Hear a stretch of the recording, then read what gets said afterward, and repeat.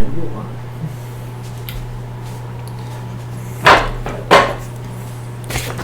everyone, and welcome to the Bourbon Bear Show. I am your host, the Bourbon Bear, along with our first guest star, Fretzel. How you doing today, Fretzel? Hey, we're doing well out there, Lukey. How we doing, man? Yeah, we're doing great. Can we get a quick dough for the people? Love it. So, introduction of what this show is about.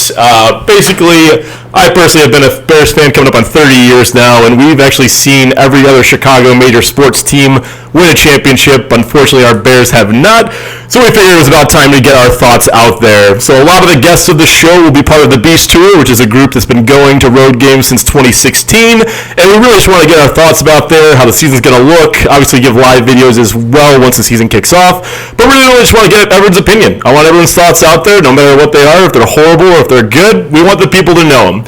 So, that being said, Fretzel and I are going to kick it off with the draft. Fretzel, at the start though, what do you think overall about the picks? You know, I really like that they took the two best available. I know they didn't address exactly what they needed from a depth perspective, but they got two of the better DBs in the draft, and I really believe that now their defense is going to be a lot better than it was last year, and last year is middle of the pack. So I don't see why the Bears can't be successful with those first two guys that they got from the defensive end. Building off that then, though, what are your expectations with them as plug-and-play guys on the defense? Do you think we're going to be middle of the pack? We're going to be 20? We're going to be less? I don't think we'll be top 10, but what do you think? You know, I'm an optimistic guy. I would say, I firmly believe that they will be a top 10.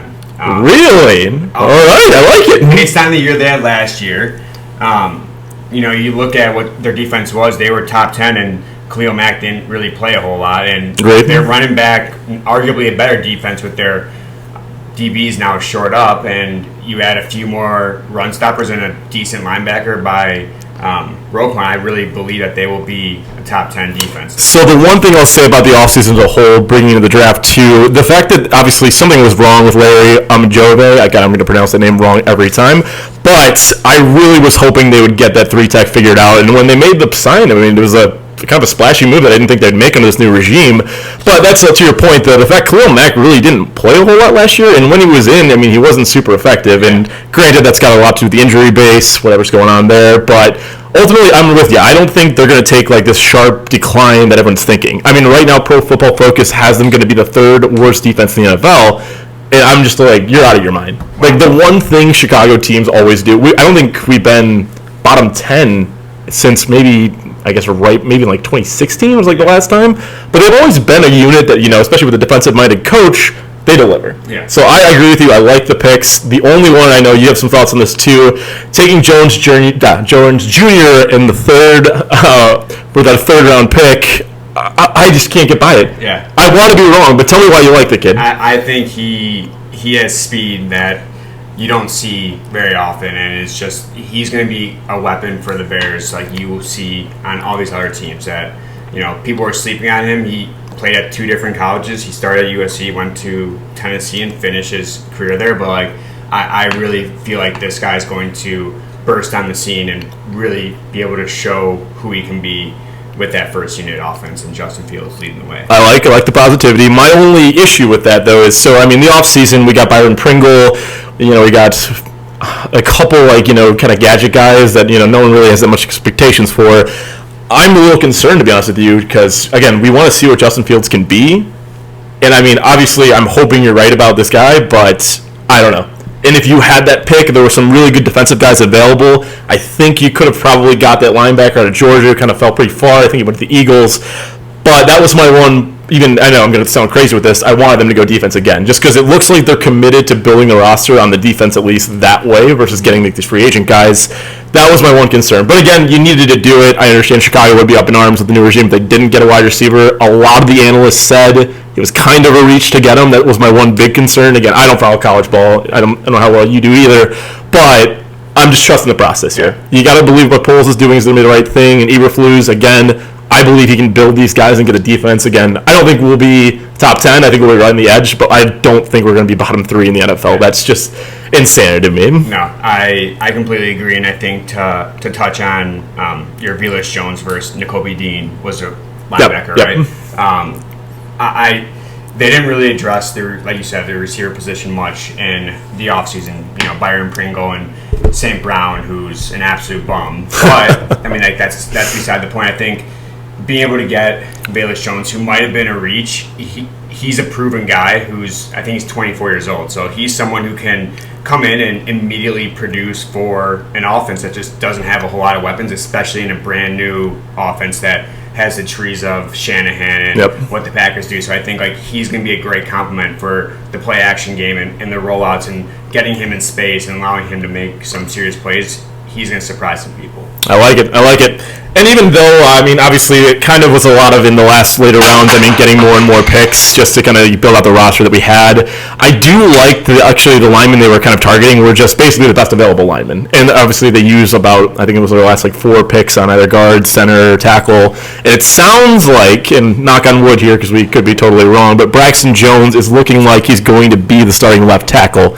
If they nailed him that late in the draft and he's a plug-and-play guy, I think this offense is actually going to go somewhere. Yeah. Literally, Justin Fields, I believe, has the talent for us to win with. And apparently, out of the training camp rumors are saying that the coaches do too.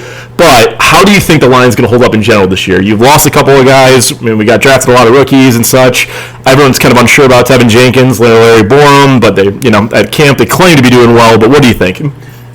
I think it's going to be really inexperienced, but whenever you can have a guy like Cody Whitehair leading the group and being that guy that the Bears have wanted to be for as long as he has been, I truly think that their offensive line is going to be in a solid position this year, and I think a lot of that also goes back to the style of offense that they're now going to run. And with that style, it's much more West Coast zone heavy, and that's a lineman's best friend. And so I believe that mixed in with they're going to be able to use play action and rolling out plays where you get Fields in a little bit of space. And so I think that's going to make the O-line look a little bit better than maybe it is. They're not going to put him in 7-step dropbacks and make the line block for over 5 seconds. So blind guess, too, because, again, we don't even know what the final roster is going to be until probably, late August when all this is all figured out. Where would you think, based on what you've, heard via, any sources, but where do you think the line is going to rank this year?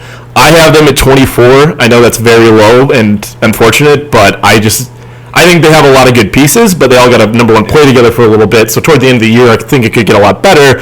But when you're that young at the line, there's going to be some growing pains. Well, and that's also what happens when you play with a mobile quarterback. Yep, where he's going to put himself out there, and sometimes it's going to look bad in the O-line. Other times, he's going to make a superb play. But I think middle of the 20s probably makes most sense. And some of that, or a lot of that, I would say, though, is because Fields will try and extend plays and end up taking a sack, which hurts the O-line in the end, but it's something that you want from your quarterback. And that's the thing, too. Like, this season, I guess, as a whole, I just don't want him to take too many big shots. Like, again, he's on his rookie deal, which is great. I think that's the best time you can win as a team. But, I mean, if he's going to get concussed, if he's going to get, 7 sacks in a game, and then we're, afraid of he's going to hurt his ankle or something like that, they just got to make sure when they're teaching him, and I know, was it Getsy is the OC now? Yeah. He's got to just make sure when he's taking, these risks on plays that he knows exactly what's going to be harmful or helpful to Fields. And again, that's going to be a lot of, as the season goes on, playing the defensive schemes that he's going against, making sure it all works. But I do think he's going to be a good addition, obviously, to this offense. Yeah. So building from there, though, obviously Justin Fields, big on the rollout, a lot of play-action game. We're moving to the zone blocking scheme. What do you think, though, our running game is going to look like this year with Monty and Khalil Herbert? I think it's going to be, and I think that's also, it goes back to the O-line, why I think that the O-line might be good this year is because of how good those 2 running backs they have, and with that zone style. I think both those guys are going to have really good years. Monty has just never really been able to stay healthy a full season because he's getting beat up so much, and I feel like with Herbert really showing how good he could be last year, I think that's going to really help sustain the offense, and both those guys I think could rush for over 800 yards. I thought Monty's been pretty, last year I know he missed a couple of games, but I thought he's been pretty healthy before that. Am I wrong? He's missed a few. Okay. He has a lot of soft tissue injuries, but that guy's running style is so hard that he always gets nicked up a little bit here and there, and I think that really helped Herbert feel more comfortable in this flow of the game. And I think both those guys really do have potential to rush for over 750, 800 apiece, and be that Aaron Jones, Corey Dillon, 1-2, maybe both these guys have different styles than those guys up there, but I think it could be the Bears version of that. And that's just nightmare news because Monty is my keeper in fantasy. So, I hate to hear the split in carries.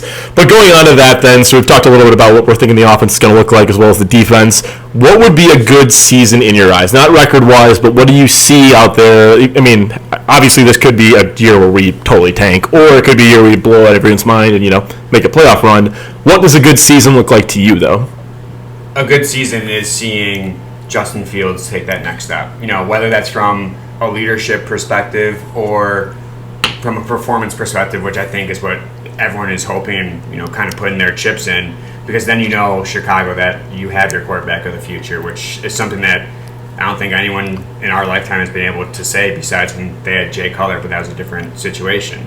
So I really think a successful season is not from a wins-loss perspective, which we'll get into that because I believe that I think that they're going to surprise people. Their schedule is so bad that I don't see how they can simply lose double-digit games. But besides that, I think a successful season is seeing these young guys and more specifically Justin Fields take that next step forward.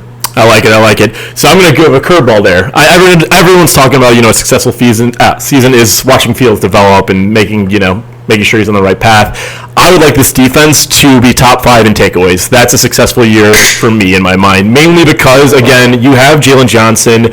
You just spent your 2 best picks on Kyler Gordon and Jaquan Brisker, and it's like this could be a really good defense in my mind. And I know with all the things, going on regarding, losing Khalil Mack, and everyone's like, this team won't be good. There's going to be a lot of, questions about that edge rush, especially where we're at right now. Things could get ugly with the holdout going on, but I think with this secondary, if they're getting Eddie Jackson back to form, forcing fumbles, getting picks, that to me shows that this defense is elite, and we're back, to where we were back in the 2018 season.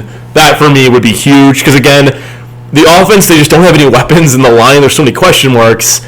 I can't come in and be like, oh, we just got to see Fields be okay, but realistically, they haven't done enough to build around him, so I can't use that as my benchmark. Yeah. I want to see what this defense can do and how they can deliver. So again, off the rail because I know everyone else is talking about it. It's all about Fields this year. Had to get that out there. Yeah. So that being said, we just kind of touched on it a little bit, but what is your record expectations here?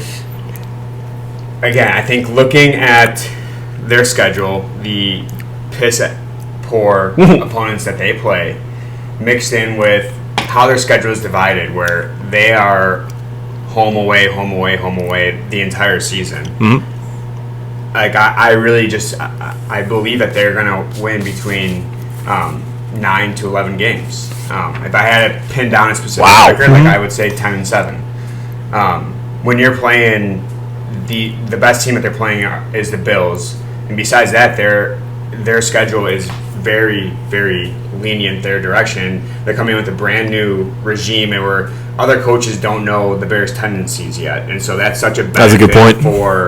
for the Bears because with that, you saw it in Matt Nagy's first year.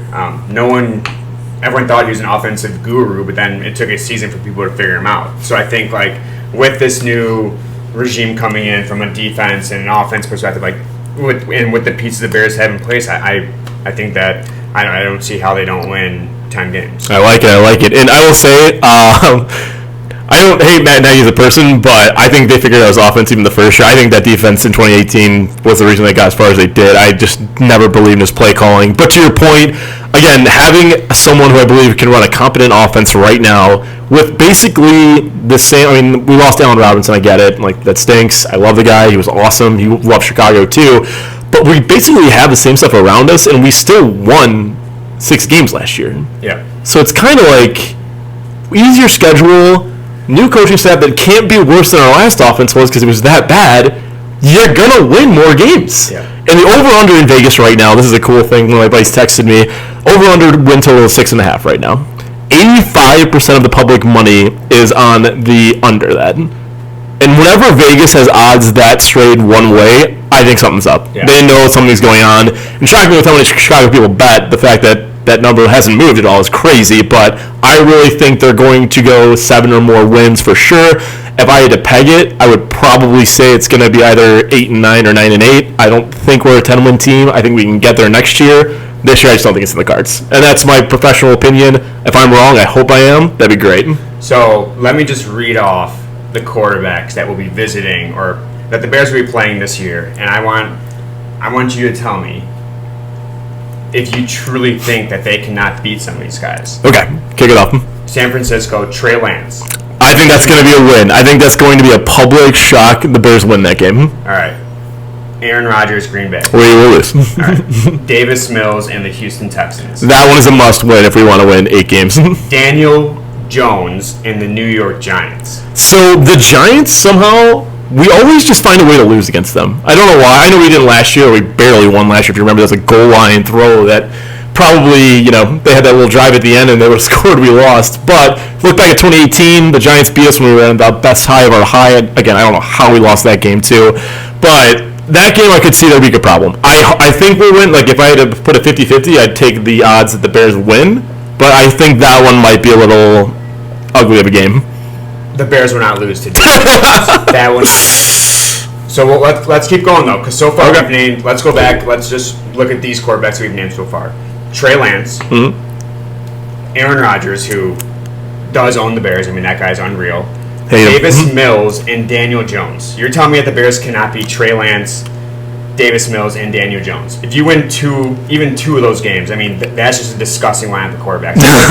Now let's keep moving, though. Okay. Jimmy Jensen's Minnesota Vikings. Kirk Cousins is the quarterback. So Jimmy's going to kill me. I do not buy the Vikings hype this year. The team is just cursed, and it sucks for them. And I actually, kind of rooting for them sometimes. Again, they're not the Packers. The only team I really, truly hate is the Packers.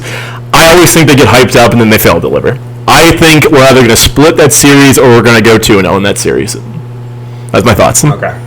And I think, I mean, the Bears previously owned the Vikings, and I agree with that. I don't think that they're set up to, they've always been that fringe team. I don't know if they're ready to take that. Did we split last year, or were we 0-2 though? That I don't remember. I think, I looked that up, bud. Okay, so we'll keep running through this list. We have Washington with Carson Wentz, New England with Mac Jones, Dallas with Dak, Miami with Tua, Detroit with Goff, Atlanta with who is Atlanta's quarterback? I think it's Marcus Mariota started the season. Mariota. Yeah. See, that's okay. New York Jets with frickin' Wilson, Green Bay with Rodgers, Philly with Hurts, Buffalo, Allen, Detroit, Goff, Cousins. You're telling me that quarterback lineup is so disgustingly bad. The best 3 guys that you're seeing are Dak, Rodgers, and Josh Allen. Every other quarterback on that list is someone who is very, very beatable for the Bears. And I'm not saying you're wrong about the quarterback side, but the other team's infrastructure as a whole, whether that be offense, like build out, or defensive build out, they're probably better than us in most of those matchups.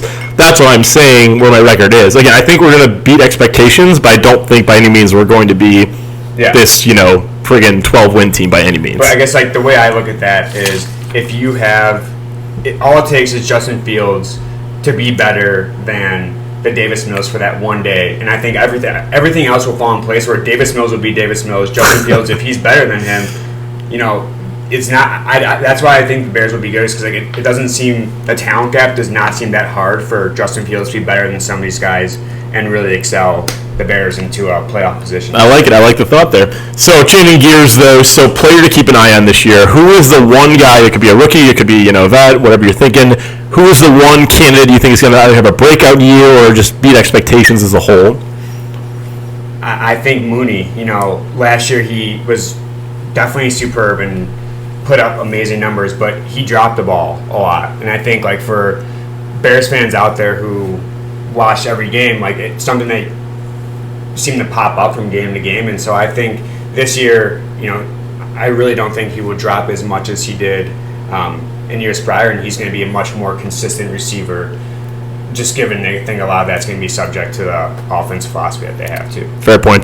So mine's going to be kind of I guess it's a redemption arc story, but I think it's going to be Eddie Jackson. I think now that we have a strong safety that can complement him, and he doesn't have to worry as much about the run, he can kind of do that true ball hawk move again.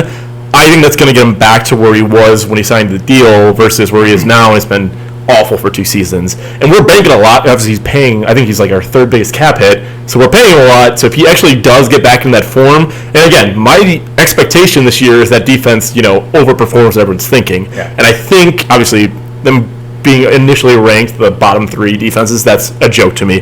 But if he gets back to that mentality, that mindset, that ability to just get those picks, I think he's going to rebound very strong, and this defense is going to look good. Yeah. All I'm saying. I think one to also build on is Cole Kmet. Last year he didn't have any touchdowns, but you could tell towards the end. Shout out to Brett Biondi for all of the first touchdown bets you lost last year. But you could see at the end of last year, he really started to come on. I think right now there's a lot of chemistry between him and Fields, and he's a 6'6" guy, and it's historically for tight ends it takes him 3 years to really start to get acclimated within the NFL. So I think he's going to have a fantastic year. Does you going to Vider have any bias in that call? Yeah, Vider podcast. All right, and there you have it, guys. This is episode 1 of the Bourbon Bear. Go Bears, guys. Wish them all a happy and healthy offseason, and we will see you later.